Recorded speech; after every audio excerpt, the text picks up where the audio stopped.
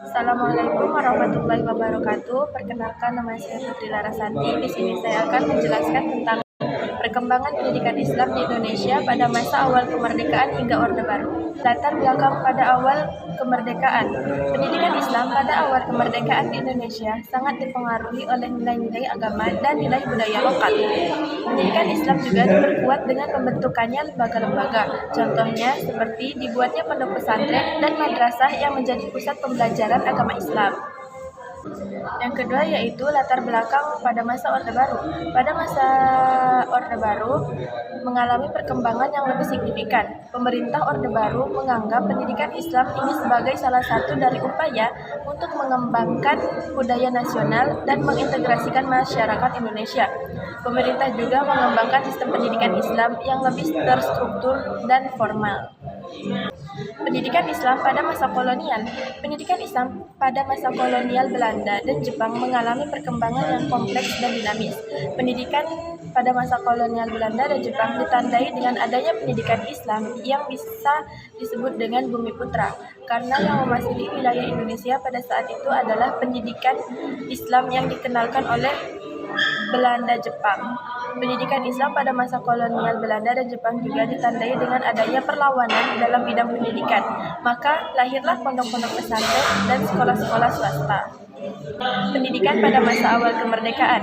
Pendidikan pada masa awal kemerdekaan ini ada sejak tahun 1945 sampai 1959. Masih berada pada tahap perkembangan yang lambat dan tidak merata. Kebanyakan pendidikan Islam pada masa ini dilakukan secara informal dan tidak terstruktur dan masih dipengaruhi oleh sistem pendidikan Belanda yang telah ditetapkan sebelum kemerdekaan Indonesia. Pendidikan Islam pada awal kemerdekaan dilakukan oleh beberapa jalur, seperti pesantren, madrasah, dan pendidikan Islam di sekolah umum. Pesantren dan madrasah telah menjadi peran penting dalam pendidikan Islam di Indonesia dengan berbagai tokoh pendidik yang telah berjasa dalam kolonial menjadi menteri pengajaran. Sedangkan pendidikan Islam pada masa Orde Baru dimulai pada tahun 1966 sampai 1998. Indonesia mengalami perubahan yang signifikan dalam konteks kebijakan pendidikan nasional. Pada masa Orde Baru juga, kebijakan pendidikan ini bersifat otonom di bawah pengawasan Menteri Agama, tetapi kemudian mulai dipandang sebagai bagian integral dari sistem pendidikan nasional. Kebijakan ini juga ditandai dengan adanya fenomena meningkatnya semangat religius umat dalam bentuk pendirian lembaga-lembaga pendidikan Islam yang memiliki basis ideologi, pemikiran, dan strategi. Dalam konteks kebijakan pada masa Orde Baru, pendidikan Islam dianggap sebagai integral dari sistem pendidikan nasional dan kebijakan yang diarahkan untuk menopang pembangunan dalam bidang ekonomi dengan pendekatan sentralistik, monoloyalitas, dan monopoli.